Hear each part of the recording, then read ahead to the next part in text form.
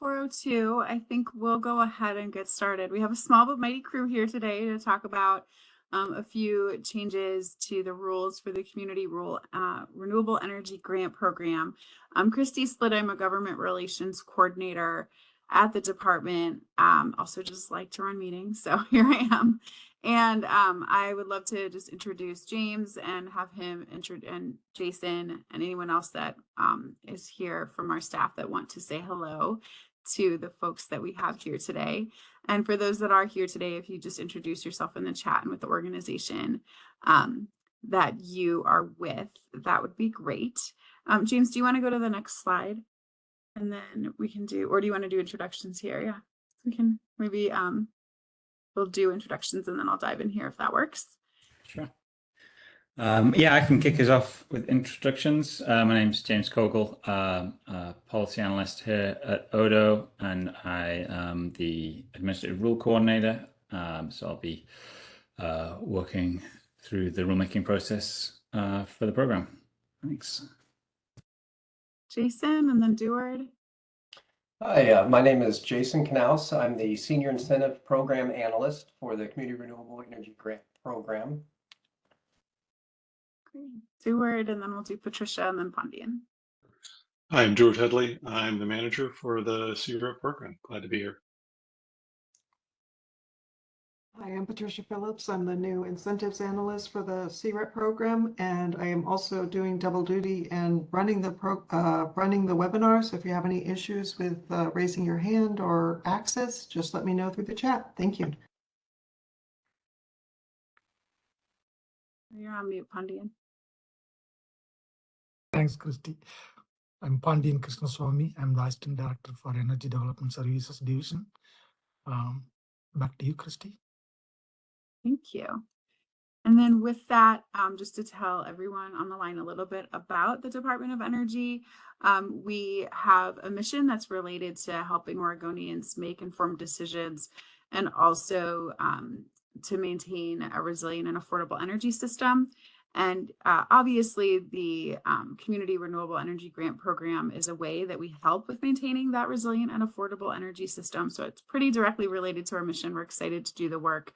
And it's also an example of the what we do energy programs that we have to offer. So we can go to the next slide.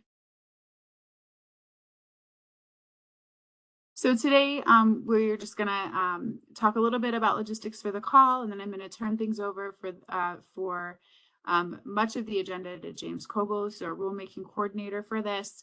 And then we're also wanting to hear questions and comments for those that are here in the audience to make sure that these changes that we're working toward work for you, or if you have any thoughts or additions, we want to hear about it. And so with that, we can go to the next slide. Great. And then just really quickly, a note on how the meeting will be facilitated. The panelists are Odo staff, and then our participants today are attendees. As attendees, if you would like to weigh in at any point, you'll have to raise your hand so that we can take you off of mute. I'll talk about that in a second. We also just wanted to remind folks that for all of our public meetings, we have a set of community agreements, really just about being respectful to others and also making sure to let us know if you're having any technical issues or if we have any technical issues, being patient with us. And as Patricia mentioned, you can contact her in the chat if you're having any issues. You can go to the next slide, please. And then this is something like what your WebEx screen should look like. We just wanted to quickly flag that, like I said, you need to raise your hands. And so you can raise your hand by clicking on I always call it like a raised fist at the bottom. For some reason, it doesn't quite look like a fully raised hand to me. You can click on that to raise your hand. There's also a chat that you can open up. There's a little bubble like in a cartoon down in the bottom right of my screen, or for some people it says chat. We have realized that attendees, their screens look different from ours, and sometimes they look different from each other. So if you want to take a second and just make sure you know how to engage, we totally welcome questions and comments in the chat throughout, and then we'll get to any questions or comments we see in the chat when we kind of break for questions or comments, and you can either raise your hand, or if you've already entered a chat or want to enter a chat at that time, that's totally fine. Either way of engaging works well for us. So hopefully you've had a second to familiarize yourself there. And then we can, if we see a raised hand, we can take you off of mute and we'll call on you that way. So with that, we can go to next slide, and I think I can hand things off to James to take from here for now. I think I'm back. I'm back in a minute, but James for now. Thanks, Christy.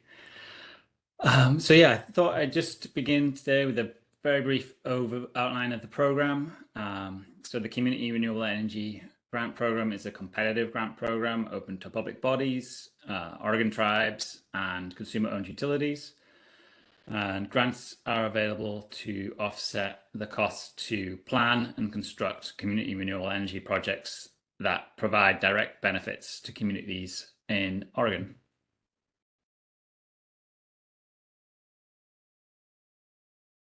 So Senate Bill 1525 from the 2024 legislative session amended the program by including partner costs into what is considered the cost to plan, construct, and install a project. The bill also further defined what is considered an electric cooperative for the purposes of this program. And one other main change was to add in the ability for Odo to release an additional 30% of a grant's funds if the grantee meets certain provisions specified in rule, which we are now in the process of outlining. Are there any questions just out on that? We'll get into the rules in a moment.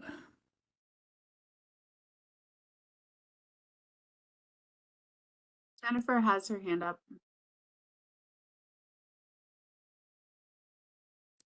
Jennifer, you should The be. 30% of grant funds, how does that work today? I mean, I think you started talking before you were off mute for us. Would you mind starting over? yes, I was just wondering, he was speaking to the 30% of grant funds as one of the amendments. How does it work today? No, great question.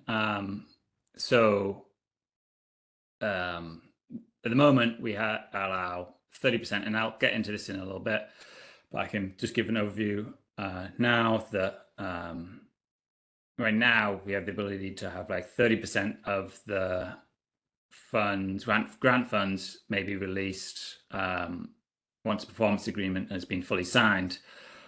Once a grantee demonstrates that they've taken meaningful steps to seek site control, this is for construction projects, and file the request for interconnection with a host utility, appropriate transmission provider, and then also met any requirements provided in the department in the performance agreement, and that's to be like demonstrated need for the funds, and so that's at the first 30%, and then the 70% remaining funds, I should say. That's not necessarily 70%, depending on the final project costs, but the remaining funds are then distributed at the conclusion of the project once all the project is constructed and all final reporting and inspections and all that's been done and completed.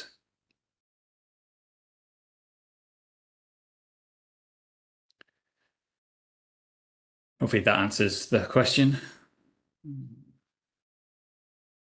And if not, we're going to come back to it.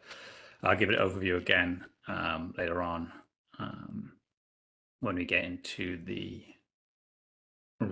actual outlining the rulemaking process for the additional release of funds. I don't see any other hands or comments. Okay, thanks, Christy.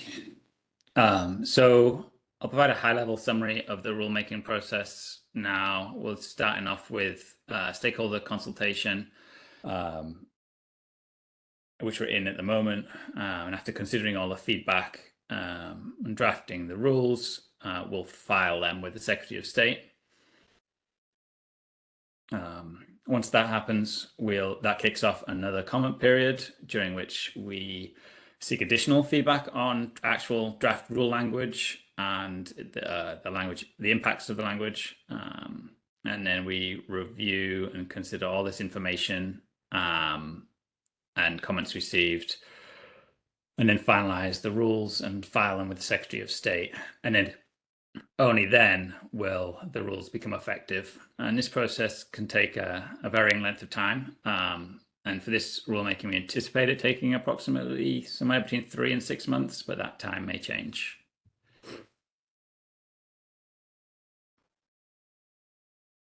So I've got a few slides on the different proposed rule amendments, which I'll roll through now. When incorporating the amendments to the Oregon laws that happened through legislative session into the administrative rules, Odo is proposing additional language changes to kind of assist in how those changes are implemented. So with the inclusion of partner costs into the definition of planning and project costs, Odo is proposing to clarify the role of a partner. So currently a partner is defined as an entity listed as a partner to an eligible applicant on an application for a grant award. A partner may be a federally recognized Oregon Indian tribe, a public body, nonprofit entity, private business with a business site in Oregon, or owner of a rental property in Oregon. Odo is proposing further defining this by stating that a partner may assist or take a lead role in the acquisition, installation, construction, or planning of a community renewable energy project, that a partner can have a financial or ownership interest in the project. The definition would also clarify that an entity whose only role is the provision of goods or services through a procurement contract would not be considered a partner. That's a consultant contractor role instead. Odo is also proposing that a written agreement be in place between the applicant and any partner before any release of grant funds under a performance agreement with Odo can happen. The written agreement would be required to include certain key provisions from the performance agreement between Odo and the applicant. Provisions such as the ability for Odo to inspect the project site or audit documentation. So I'll pause there to see if there are any questions regarding any of these potential rule changes while we have them on the screen.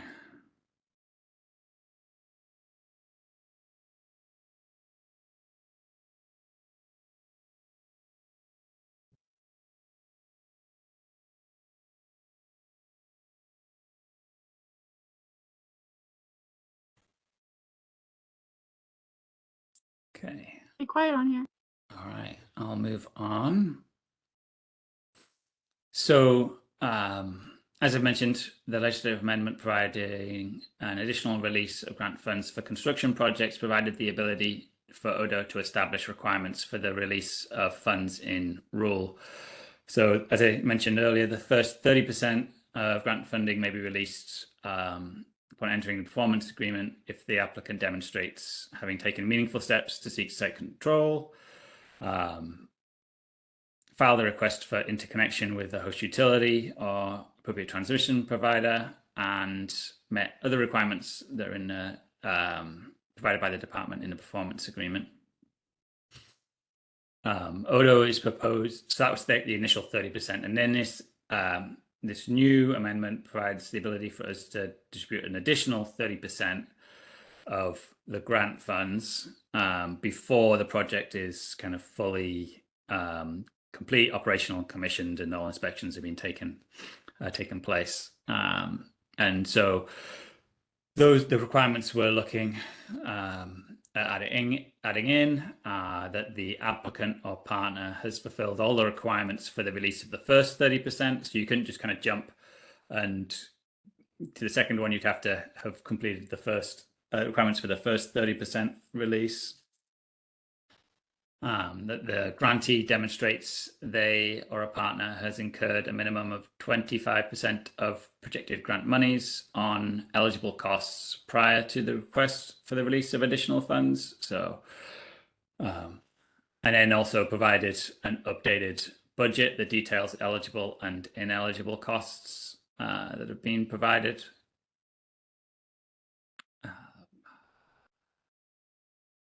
And then the construction or installation of the renewable energy system has either started at the project location or will start no later than 60 days after the submission of the request for that additional 30% of grant monies.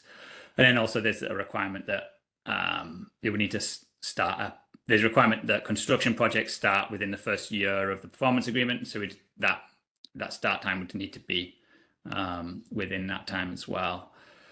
And then we would go on to kind of say that this may be like a list of things how this may be demonstrated. This may be demonstrated by submitting to the department approval from authority having jurisdiction for construction of the system to start, alongside the supporting documentation to kind of show that that's going to start, like contractor agreements, and then there's just kind of the ability for other requirements in the performance agreement.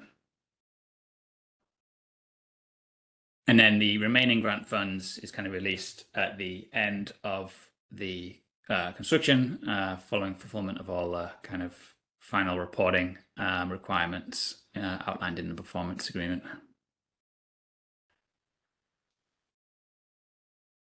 Are there any questions on these?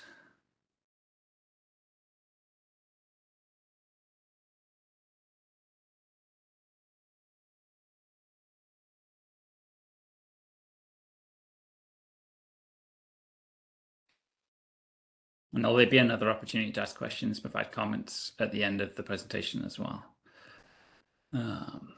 And so we're also proposing a few other amendments. These are to outline the fixed costs incurred in the normal course of business, such as existing staff salaries or overhead would be considered ineligible for project construction costs. This is already kind of outlined for the case for planning projects. We're just kind of planning on outlining it for construction projects as well. And then to allow the ability for application to be amended during an open opportunity announcement. Currently we have in there's a line that applications can't be amended. This would just kind of allow applications to be amended through during an open opportunity announcement. Are there any questions on these?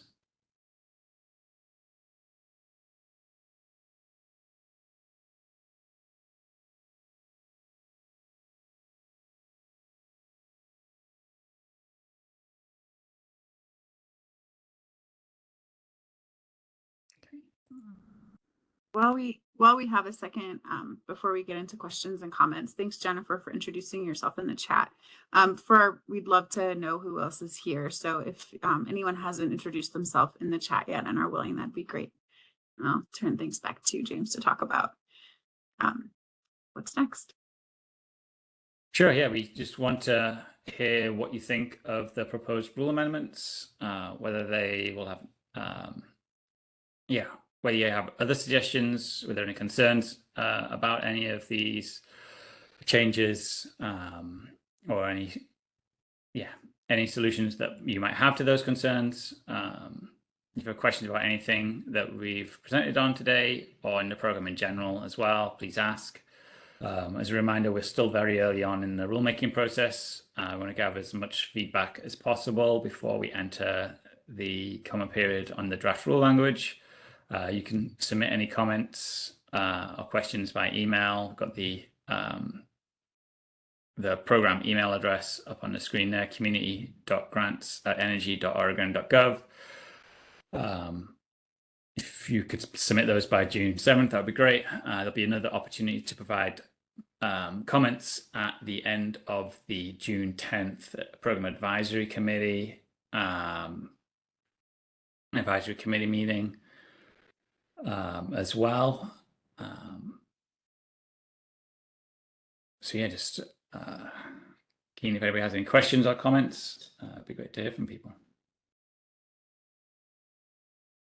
If we don't, while people are thinking about their own questions or comments, because really is our goal is to hear from you. For those of you that are on the line that might be interested, James, could you talk a little bit about what these changes might mean for round 1 and round 2 projects that have already been are already in progress? Sure. I think so.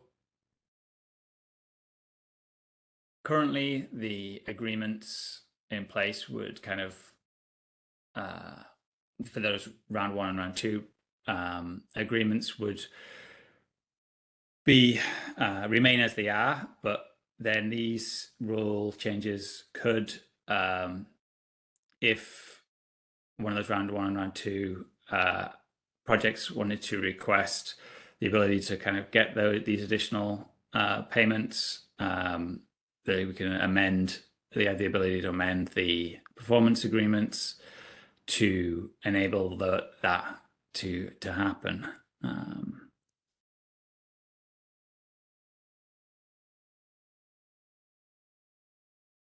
Thank you.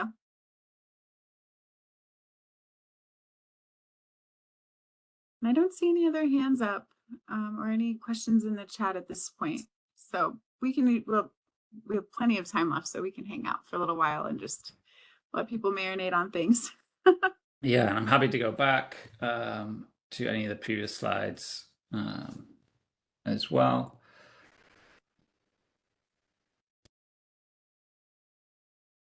I just wanted to clarify. So what I'm gathering from this is mostly just implementing the legislatively adopted changes and just kind of putting the meat on the bones of what those legislative changes will practically mean for these projects.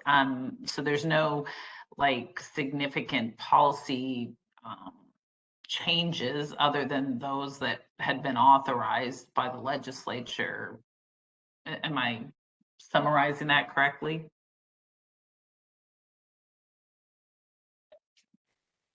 I mean, these were the subjects of legislation, I guess is what I'm saying.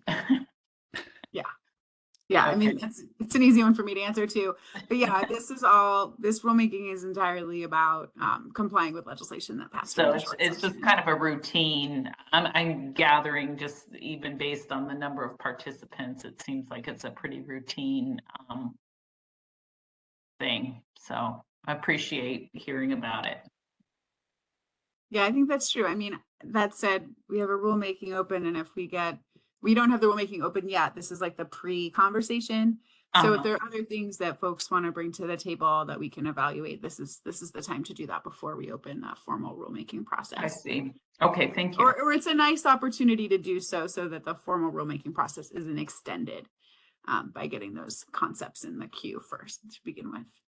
I see. Okay, thank you. So if anyone here has other things in the rules that they have thoughts on, we're open to hearing those too.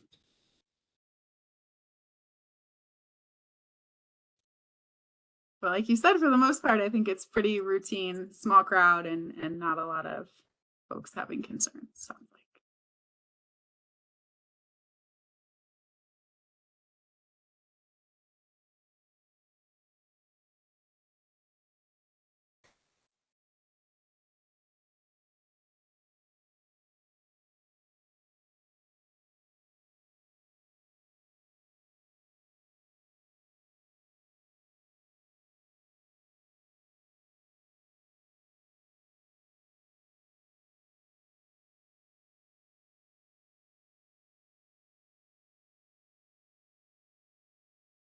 And also just a reminder, if you, after today, you do have comments, feel free to submit them by email.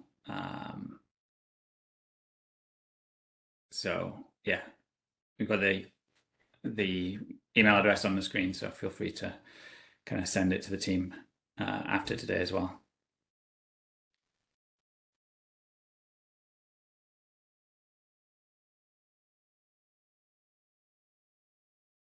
I think generally speaking, James, this is where we usually say, we'll stick around. Feel free to go. If there's one of you left that wants to chat when there's no one else around or whatever, we're happy to do that. And then we can end things after that. So I'll share the links. Yeah, and I just put the program link up in case people want to find out more about the program. And there's the program email address again.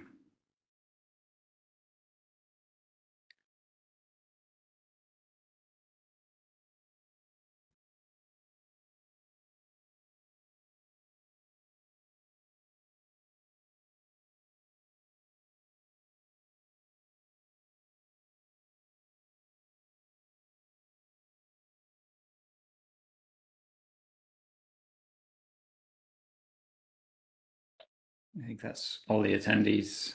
Great. Yeah, great. That's very chill. I'm wondering to what extent people were confused like me about like having this and the advisory committee. So anyway, it might be interesting to see if we have people show up at the advisory committee, and we might want to consider. I think we have public comment on the agenda just in case, but Yeah. just a thought. That was kind of part of the plan, to be able to